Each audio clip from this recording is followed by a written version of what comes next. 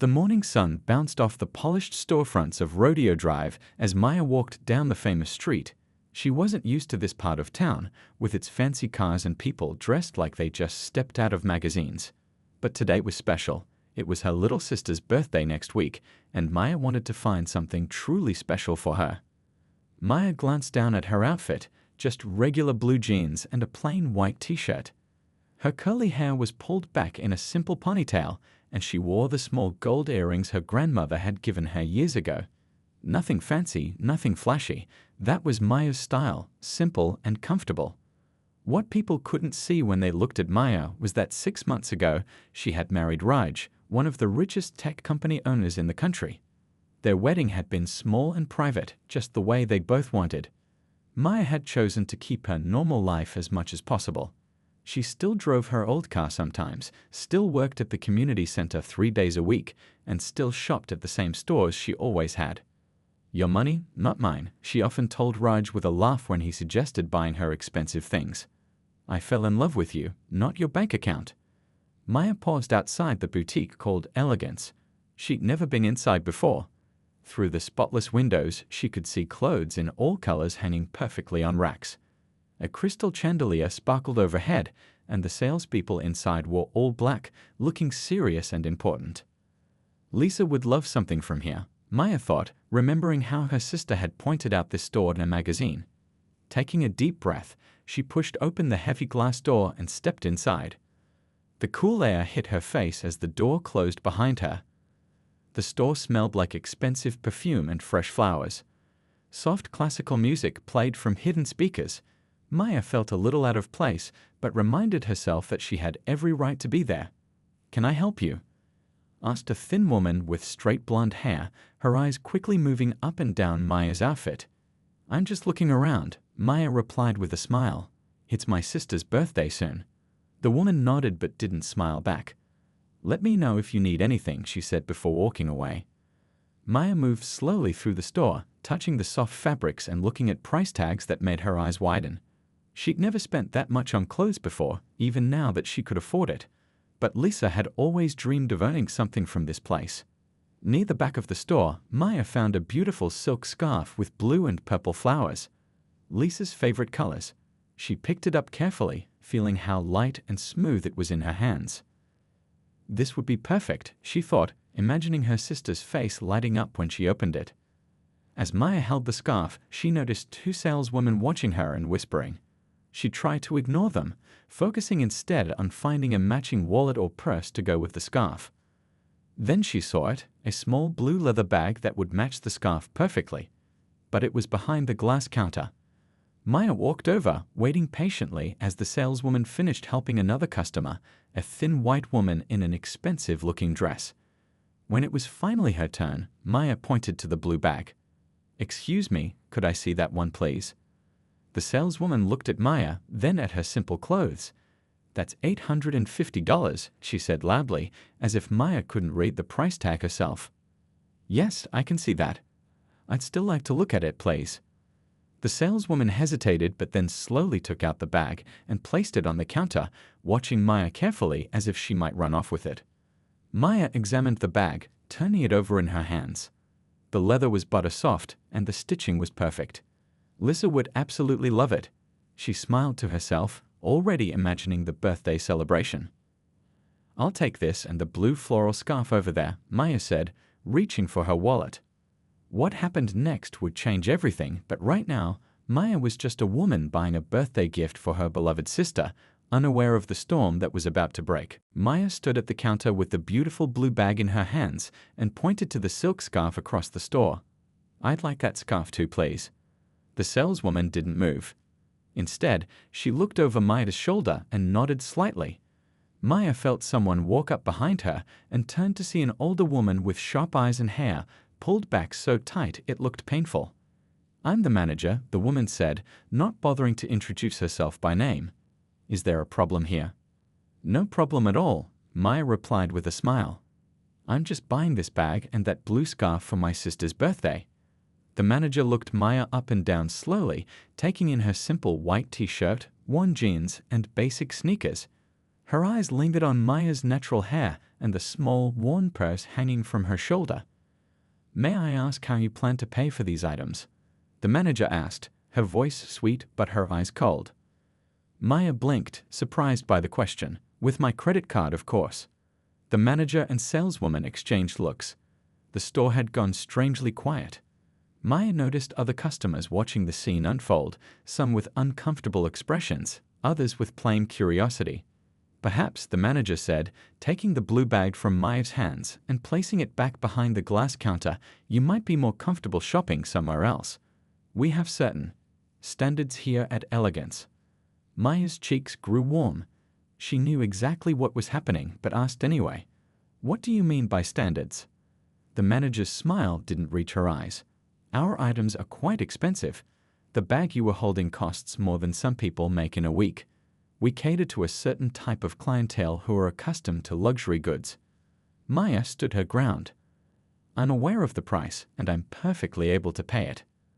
A few feet away, two women in designer clothes whispered to each other, staring at Maya. One of them laughed quietly behind her hand. The manager's voice dropped lower. "Look, I'm trying to save us both some embarrassment here. These items are clearly not in your budget. There's a lovely mall about 20 minutes from here with stores that might be more appropriate for you." Maya felt her heart pounding but kept her voice steady. "I'd like to speak to your supervisor." "I am the highest authority in this store," the manager said, crossing her arms. "And I'm asking you to leave before I need to call security." An older customer nearby gasped quietly. The saleswoman behind the counter suddenly found something very interesting to look at on her computer screen. Maya felt like everyone was staring at her. Her hands trembled slightly, but she clenched them to hide it. This wasn't the first time something like this had happened to her, but it still stung every time. "You're refusing to sell to me because of how I look," Maya said, not as a question but as a statement of fact. "I'm refusing to waste any more of my staff's time," the manager replied coldly. "Now please, the exit is right behind you." Maya stood there for a moment, weighing her options. She could make a scene, demand her rights, call out the blatant discrimination. But years of experience had taught her that sometimes fighting back in the moment only made things worse. With dignity, Maya turned and walked toward the door. She could feel eyes on her back as she pushed it open and stepped outside onto the sunny sidewalk of Rodeo Drive. Once outside, Maya took a deep breath of fresh air. Her hands were shaking now, and she felt the familiar mix of anger, hurt, and exhaustion wash over her. She stepped away from the store windows where she could still feel the manager watching her. She found a quiet spot near a fancy coffee shop and pulled out her phone. For a moment, she stared at it, thinking about who to call. Then she pressed a number on her favorites list. When the call connected, she tried to keep her voice steady. "Hey," she said softly, "you won't believe what just happened to me." The voice on the other end listened as Maya began to explain. And within minutes, wheels were set in motion that would change everything. Maya leaned against the stone wall outside a nearby cafe, a phone pressed to her ear. She rarely called Raj during his workday. They had an understanding, both respected each other's independence. But this time was different. "Hey love," Raj's warm voice answered after 2 rings. "Everything okay?" Maya opened her mouth to speak, but suddenly found it hard to find the right words. How do you explain being treated like you don't belong? How do you describe that familiar sting that never hurts any less no matter how many times you feel it? She paused, taking a deep breath. "I was shopping for Lisa's birthday present at that fancy store, Elegance, the one she's always talking about." "Did you find something nice?"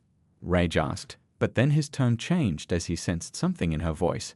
"Wait, what happened?" The kindness in his question made her eyes water. "They kicked me out, Raj. The manager basically said I was too poor to shop there." She tried to laugh it off, but her voice cracked. "Guess my regular clothes made me look like I couldn't afford that precious scarf." There was silence on the other end of the line. Then Raj spoke, his voice quieter but with an edge she rarely heard. "They did what?" Maya described everything. The whispers, the looks, the manager's cold smile, the humiliation of being told to leave while other customers watched. As she spoke, her initial shock was turning into anger. "I know this happens," she said. "It's happened before. But that doesn't make it right. I just wanted to buy a birthday gift for my sister." More silence. Then Maya heard Raj take a deep breath.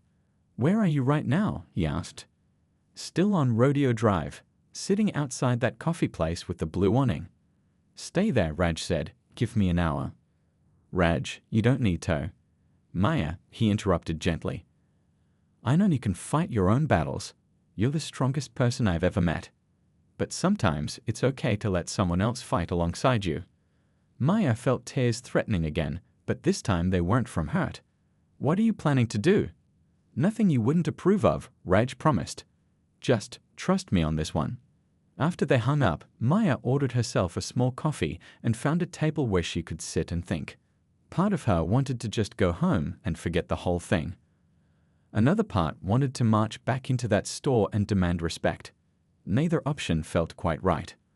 Her phone buzzed with a text from Raj. "Don't move. Things are happening." Maya smiled despite herself.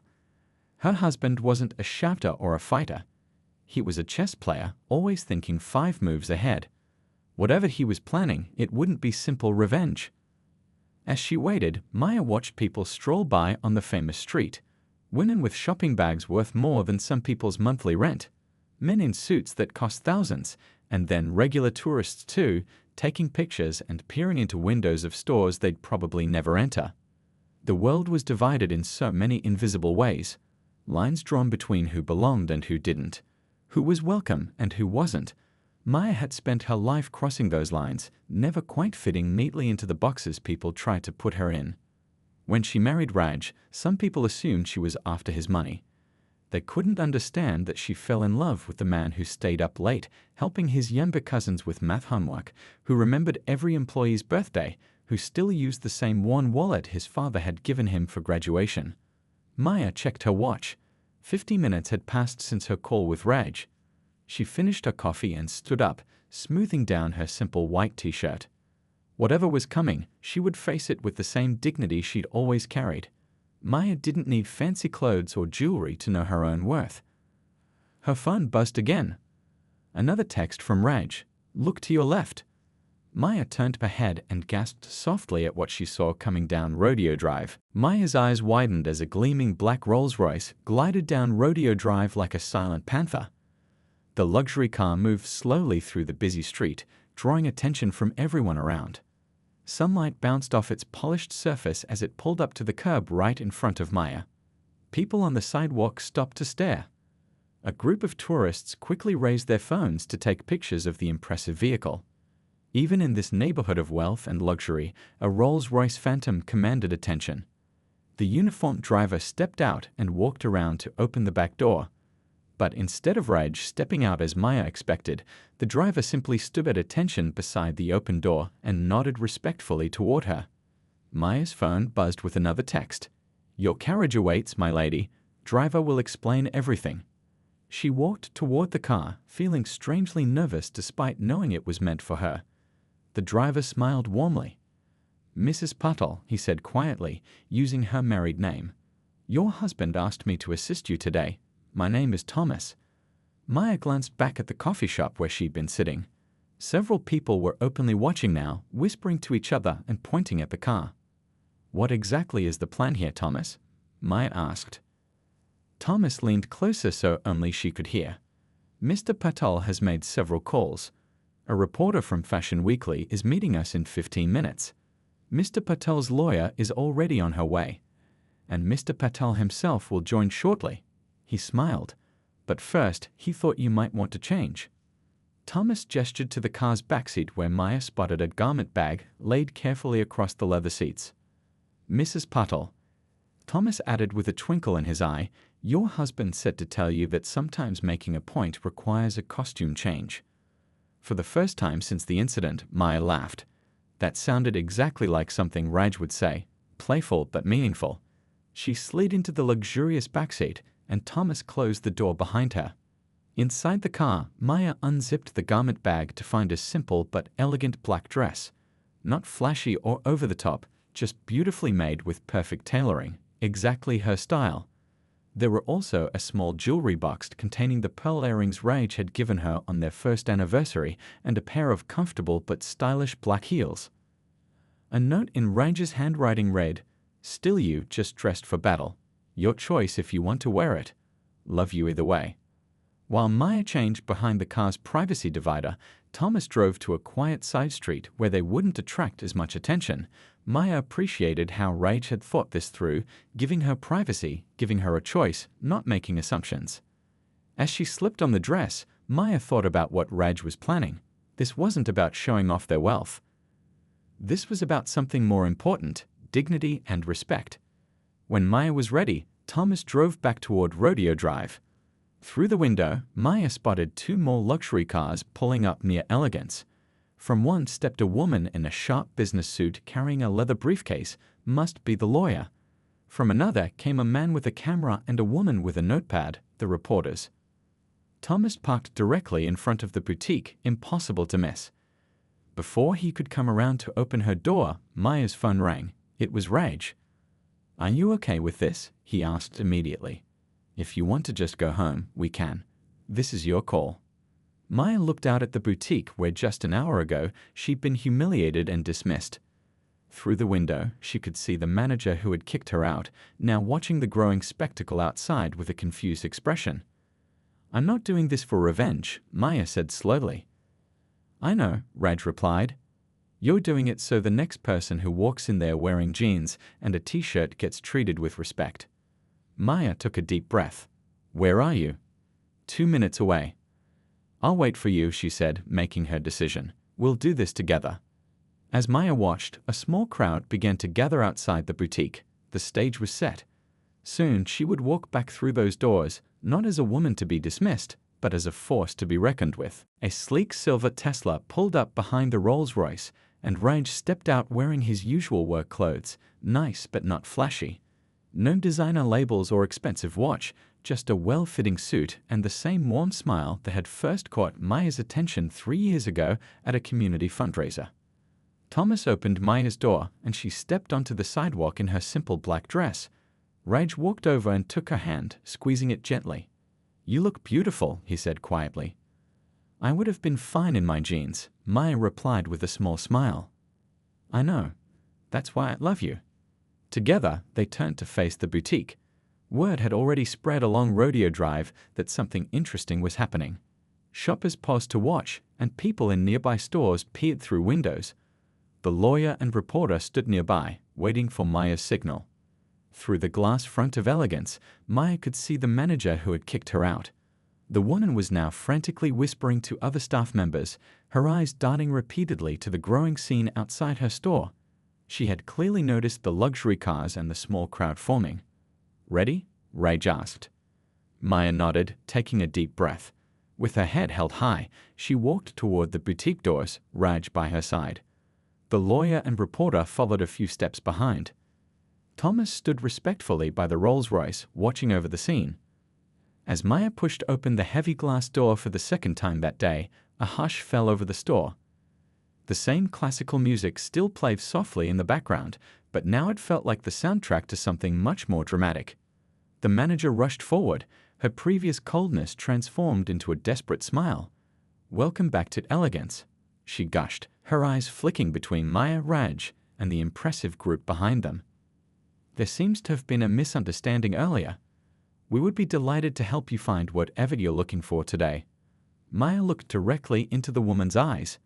The same woman who an hour ago had told her she didn't belong here was now practically bowing before her. It wasn't Maya's clothes that had changed how she was being treated, it was the visible signs of wealth and power around her. "A misunderstanding?" Maya repeated calmly. "Is that what you call it when you refuse service to someone based on how they look?" The manager's smile faltered. That's not what happened. I simply thought." "You thought I couldn't afford to shop here," Maya finished for her. "You judged me by my appearance and decided I wasn't worthy of your time or respect." Other customers in the store had stopped browsing to watch. Sales associates stood frozen behind counters. The lawyer stepped forward, introducing herself in a clear, professional voice. "I represent Mr. and Mrs. Patel," she said, handing the manager a business card. "We'd like to speak with the owner of this establishment regarding discriminatory business practices witnessed here today." The color drained from the manager's face as she finally realized who was standing in front of her. Everyone in the business world knew Raj Patel, the tech genius whose company was worth billions. His face had been on the cover of business magazines just last month. "The owner isn't here," the manager stammered, "but I can call him right away. Please, let me get you both something to drink. We have champagne." "We're not here to shop," Maya said, cutting off the desperate offer. "And we don't want your champagne." The reporter was quietly taking notes, her photographer discreetly capturing the scene. Other customers had their phones out too, some recording the confrontation. "What do you want?" the manager asked, her voice barely above a whisper. Maya looked around the store, at the beautiful clothes, the crystal chandelier, the marble floors. Then she looked back at the woman who had made her feel so small just an hour ago. "I want to make sure," Maya said clearly, "that the next person who walks through that door wearing jeans and a t-shirt gets treated with the same respect as someone driving a Rolls-Royce." And with those words, Maya was just getting started. The manager's face went through a series of emotions: shock, fear, and finally a desperate attempt at damage control. "Mrs. Patel, please understand, this is all a huge mistake. If I had known who you were." "That's exactly the problem," Maya interrupted, her voice steady but firm. "You shouldn't need to know who I am to treat me with basic respect." By now, the boutique had gone completely silent except for Maya's voice. Even the soft music seemed to have paused, as if the store itself was holding its breath. "I came in here earlier wearing jeans and a t-shirt, looking to buy a gift for my sister," Maya continued. "You didn't see a customer. You saw someone you decided didn't belong here based on nothing but appearance." The lawyer stepped forward again. "My firm has documented 7 similar complaints against this boutique in the past year alone, all from women of color who reported being followed, questioned, or asked to leave." A gasp came from somewhere in the store. A few customers quietly slipped out the door, looking uncomfortable. Others stayed, watching the scene unfold with wide eyes. The manager glanced desperately toward the back office. "Our policy is to ensure security for our high-value merchandise," she tried explaining. "We have to be careful." "Careful of what?" Raj asked, speaking up for the first time. His voice was calm but carried through the store. "My wife wasn't acting suspicious. She didn't touch anything without permission. She was ready to pay full price for your items." The reporter moved closer, pen poised over her notepad. "Is it standard practice at Elegance to ask customers to leave based on their appearance?" she asked loudly enough for everyone to hear. The manager's phone rang. She grabbed it like a lifeline. "Yes, sir." "Yes, they're here now," she said into the phone, her eyes darting nervously around the store. "Yes, sir, I understand." She hung up and looked at Maya and Raj with forced politeness. "The owner would like to speak with you. He's very sorry for any misunderstanding and is on his way here right now." "Good," the lawyer said. "We have matters to discuss." Outside the boutique window, the crowd had grown larger. Someone must have posted something online because more people were gathering, some with phones out, recording the scene through the glass.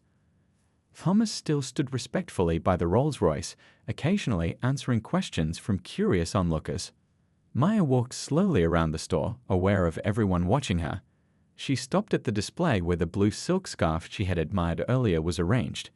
It really would have been perfect for her sister. One of the younger sales associates approached hesitantly.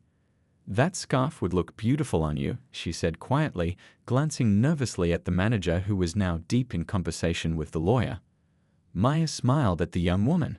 "It's not for me, it's for my sister's birthday." "I could wrap it for you," the associate offered, "and maybe show you some matching items." For a moment, Maya considered it. She could simply buy the gift she came for and leave. But this wasn't just about a scarf anymore. "Thank you," Maya said kindly to the associate. "But I think I'll wait to shop until some changes are made here." A well-dressed older woman who had been quietly watching the whole scene approached Maya. "I've been shopping here for 15 years, she said. "I never realized. I'm sorry this happened to you." Maya nodded her thanks just as the front door flew open. A tall man in an expensive suit rushed in, slightly out of breath. From his panicked expression and the way the manager immediately straightened up, Maya guessed this was the owner. "Mr. and Mrs. Patel," he said, extending his hand. I'm the owner of Elegance. I just heard what happened, and I want to personally apologize for how you were treated. Raj shook the man's hand but kept his expression serious. I think we need to have a conversation about more than just an apology. The owner nodded quickly. Of course. Please, let's talk in my office. As Maya and Raj followed him toward the back of the store, Maya caught sight of herself in one of the many mirrors. She still looked exactly the same as the woman who had been kicked out earlier, just in different clothes. The fight wasn't over. In fact, it was just beginning. 1 week later, Maya sat on her living room couch scrolling through her phone. The story had exploded online. Videos of her confrontation at Elegance had been viewed millions of times. News channels had picked it up. Even celebrities were talking about it. You've got another interview request, Raj said, walking in with 2 cups of tea. He handed one to Maya and sat beside her. Some morning TV show wants you on next week. Maya shook her head. I think I've done enough interviews. The past week had been a whirlwind. After their meeting with the owner of Elegance, things had moved quickly. The manager had been fired. The store had issued a public apology and promised to implement anti-bias training for all staff. The owner had made a large donation to a non-profit that supported minority-owned businesses at Maya and Raj's suggestion. But what surprised Maya most was how many people had reached out to share similar stories. Women who had been followed around stores, men who had been asked to show extra ID when making purchases, people who had been made to feel they didn't belong in certain spaces because of how they looked. I never wanted to become the face of this issue, Maya said, sipping her tea. Raj put his arm around her shoulders. Sometimes we don't choose our battles. Sometimes they choose us. Maya's phone buzzed with a text from her sister Lisa. Have you seen the news? They're talking about your foundation. Maya smiled. That had been the most unexpected outcome of all this. 3 days after the incident, she and Raj had announced the creation of the Belong Foundation, an organization dedicated to fighting discrimination in retail and service industries through education, legal support, and accountability. They had started it with $5 million of their own money. By the end of the week, other wealthy donors had tripled that amount. Even regular people were donating what they could, $5 here, $20 there. The first training session is next month, Maya told Raj, showing him the email from the foundation director they'd hired. And we've already got 3 major retail chains asking to partner with us. Raj smiled proudly. Siddhi, you turned something ugly into something beautiful. That's who you are.